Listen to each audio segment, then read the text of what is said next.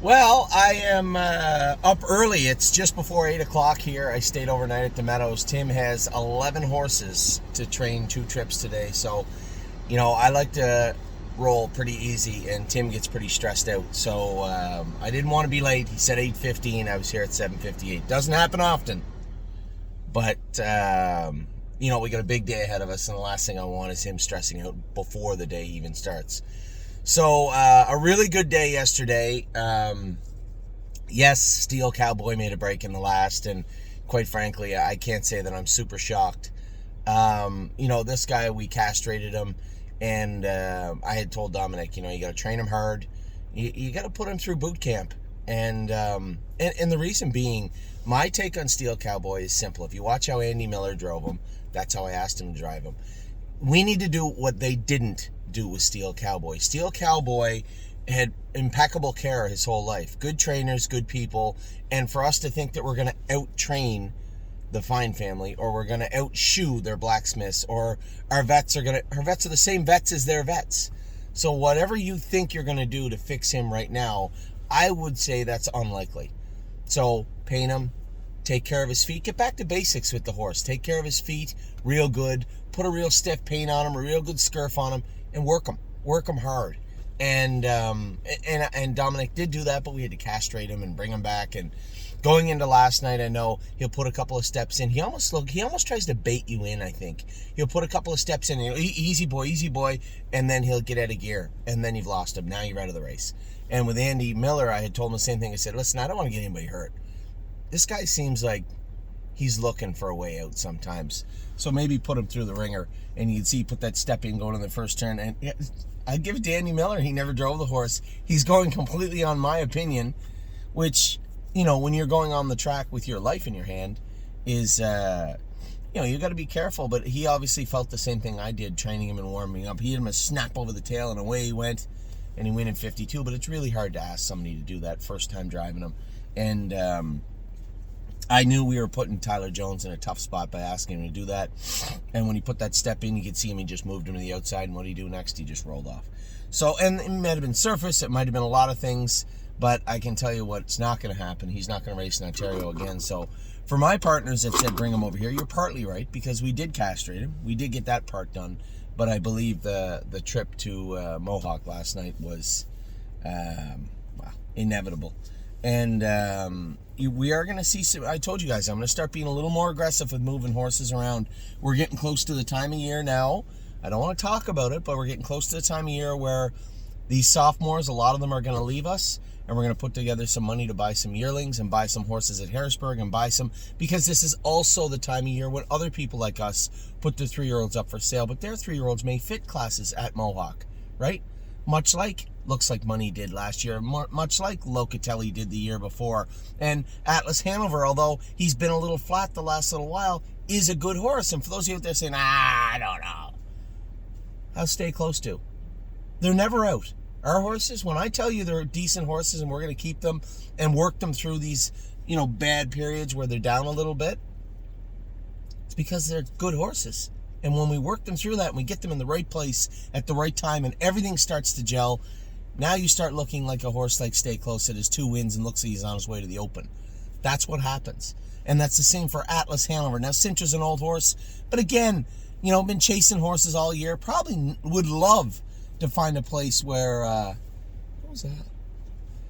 Probably would love to find a place where, things are a little easier, right?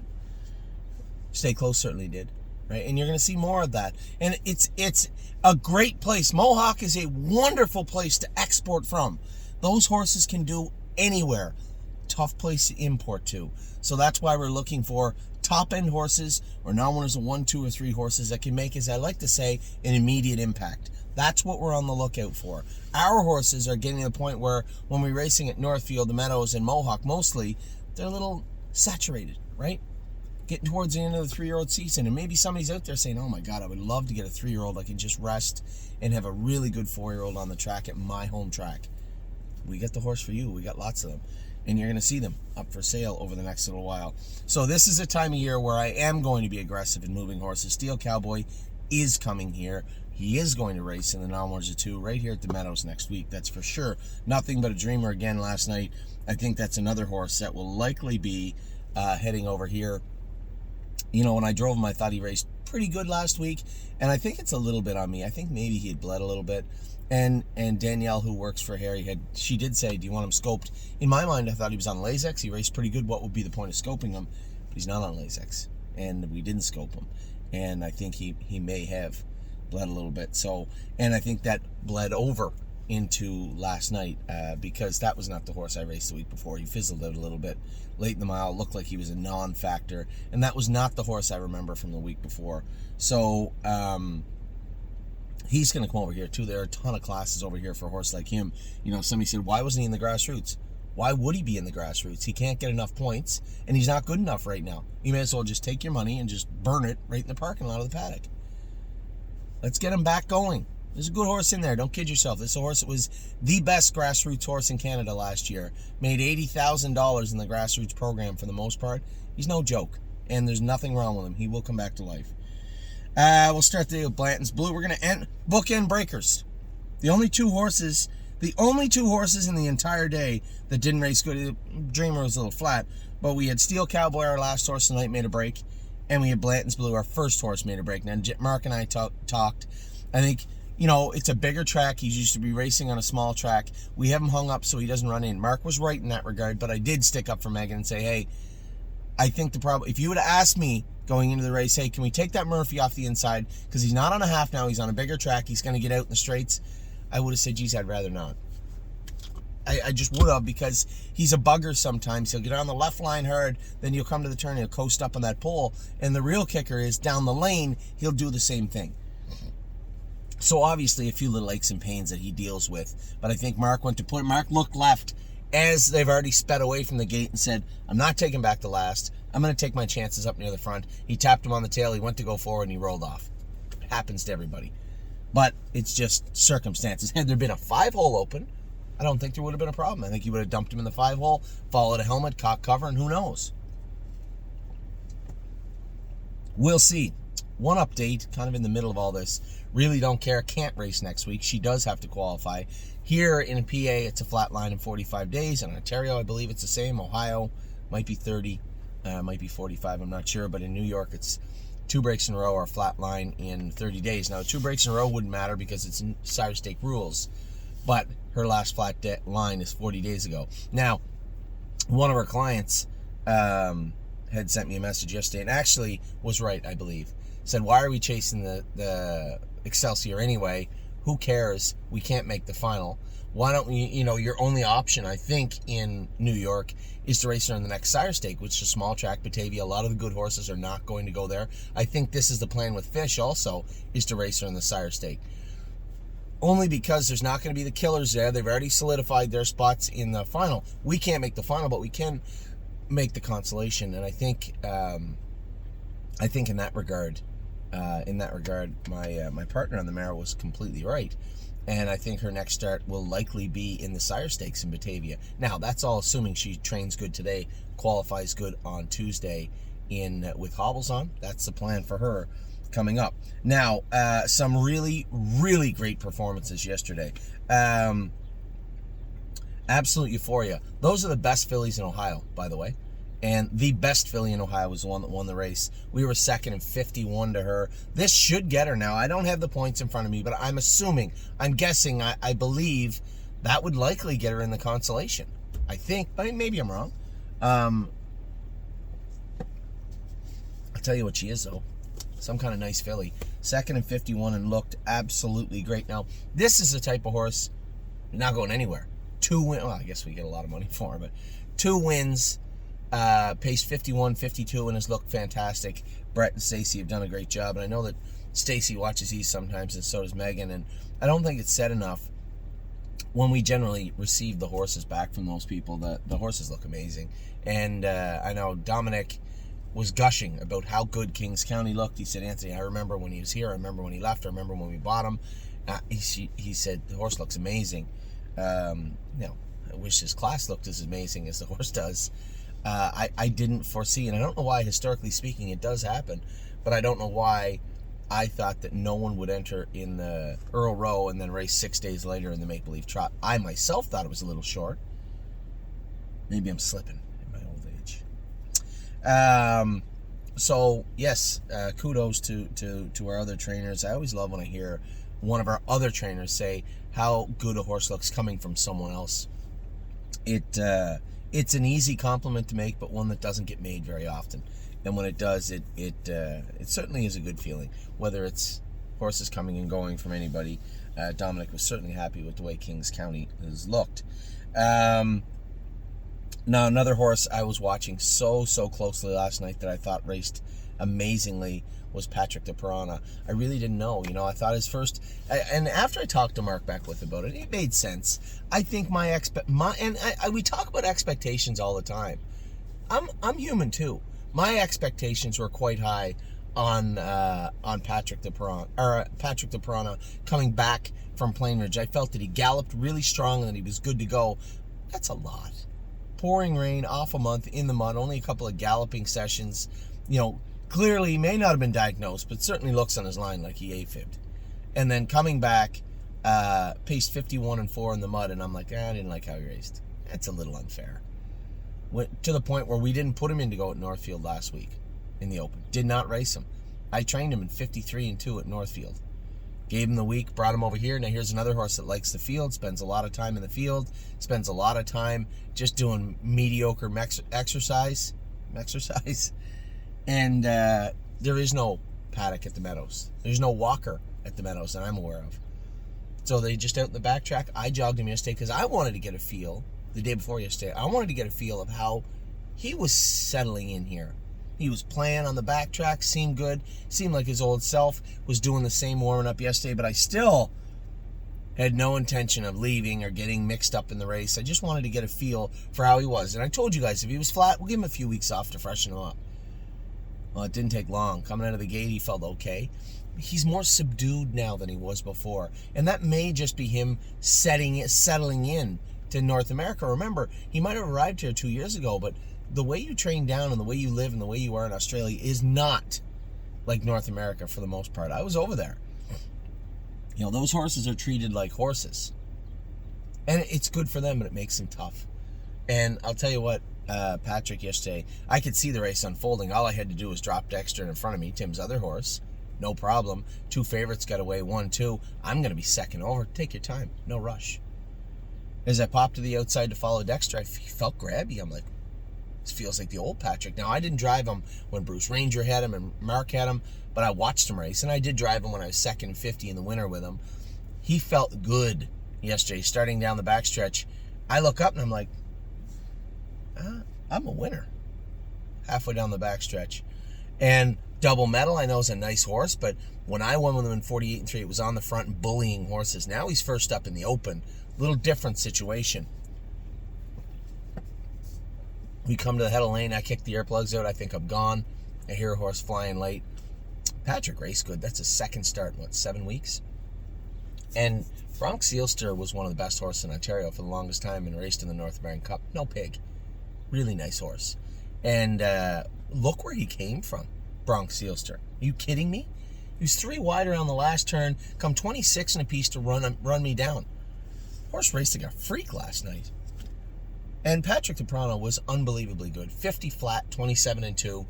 That's Patrick the Piranha, right? And again, for those of you who get down in the dumps because the horses aren't good, they can't be good all the time. But good horses, especially the ones that you've allowed us to buy, they will come back around because it's class, right? You just have to find the right place, and once everything locks in, away you go. And you saw that last night with Patrick the Piranha. Great bet, race good. So he said, he's a little flat. Guys, come on. A little flat. Pace 57.5 mile track in a stiff division. Just to put it in perspective, he's had a great year, and he went to the gate at 7-1. That's how easy he was in. 7-1. Scotty drove him good. The horse raced fantastic. He is what he is. He's a nice horse. And I'll have more updates. I'll give you a quick one. Greatest ending. So he blew his foot apart pretty good.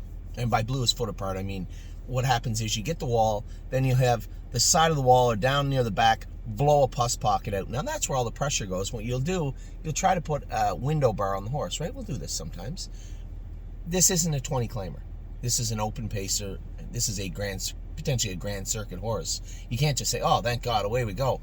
No, you got to clean that up. So what had happened was the bulbs of his feet, right? As you can imagine, the backs of his feet, they're supposed to be level. But sometimes when you get bad-footed horses, they become unlevel, and now they're naturally putting pressure in bad spots in their feet. It creates abscesses. Those abscesses sometimes will blow out a little bit, relieve a little pressure, and like, oh, thank God. But the real one, the big one, the atomic bomb, is sitting in behind there. And they usually, I remember when I told you guys we bought this horse, he ties up, he's got terrible feet. Well, I think one leads to the other. Right? In many cases, you have a bad-footed horse. You'll probably have a horse at some point that'll bleed or ties up or doesn't eat good. The stress level is high, and a lot of it comes from these feet. So Mark's Blacksmith is working to get his feet under control so we can, we can have the horse that we wanted to have all along back going. And then I said Dreamer was flat. Just relax. We get a spot for Dreamer. Don't worry. Won't be flat as next start. And then a race we've been waiting a long time for. I talked to Ronnie Wren the other day, and I said, let that guy rock on Friday night. Tell me what you think of JK Victory, because he drove him in the Milstein. He drove him against By the Missile. He drove him when he was good last year. He said, yeah. He said, he races good. He said, but it was funny because the conversation I had with Ronnie is the same one I had with Ronnie Wren. Is the same one I had with Ronnie Burke. I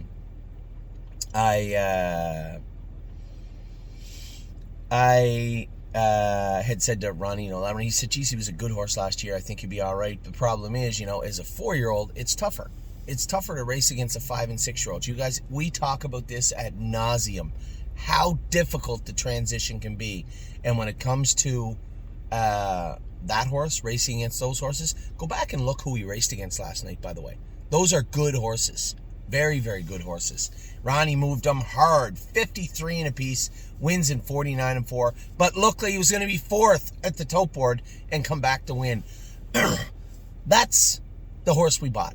If you were to buy that horse today, you would have to pay what we paid for him at least.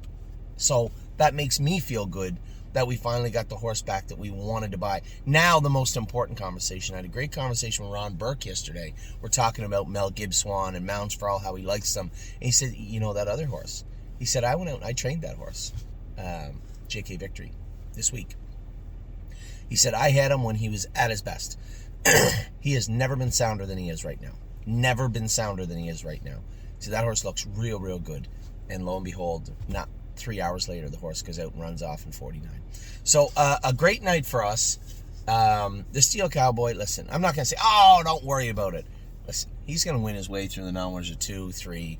What he decides to become after that, well, that's up to him. But make no mistake, he'll be here next week, and you'll see the Steel Cowboy from Oak Grove show up. And again, when I talk like this isn't me denigrating our other trainers, saying, oh, God, he was terrible.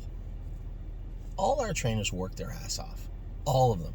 And if the horses don't fit in at one place, you guys have seen it, where Tim's burn goes a little cold or Jason's burn goes a little cold. That is the nature of racing. My job is to make sure that we move with the wave, right? The horses are a little cold, all right, move them somewhere else. If they're just no good right now and they're maximizing their classes, move them on, bring new horses in.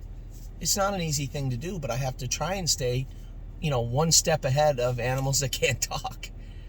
So right now, things are going better. It looks like our racehorses are coming back around, trending in the right direction. Kings County is in tough. Our top horses. Yes, we had a huge setback with a minor injury from Looks Like Money, but he'll come back. He'll come back around.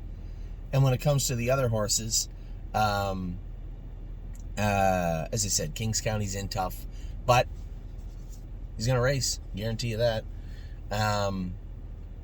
And all our horses, I think Atlas Hanover, 2-hole, and Georgian, see if we can spark him back up. And I said to Harry, don't get down. I'm not moving the horses out because they're no good. They just don't fit here right now. But we will get ones that do. Don't worry about that. Don't forget how Harry got to, a 300 plus training average last year. One, he's a great trainer, and two, we provided him and his staff with some good horses to race in Mohawk, and that's exactly what I plan to do again this fall. Right now, a little bit of transition going on, and it's on me to make sure that all those move quickly and move smoothly, and hopefully, wouldn't it be great if all the results ended up like Stay Close when he bounced over here. So with that, I'm going to let you go. Big day ahead. Man, oh man, oh man. Good luck to everybody. All my partners today. We have Vaquero Blue Chip, Victory Blue Chip, How the Hell, Brace for Landing, and Crantini racing in the B. A lot of money on the line there. Activation is in full mode again today. Lonely Lakewood. It's an interesting prospect right there. Coupe de Ville also, and then we have Winter Bells. Gypsy's got the outside, but he'll get better and better and better in Indiana also.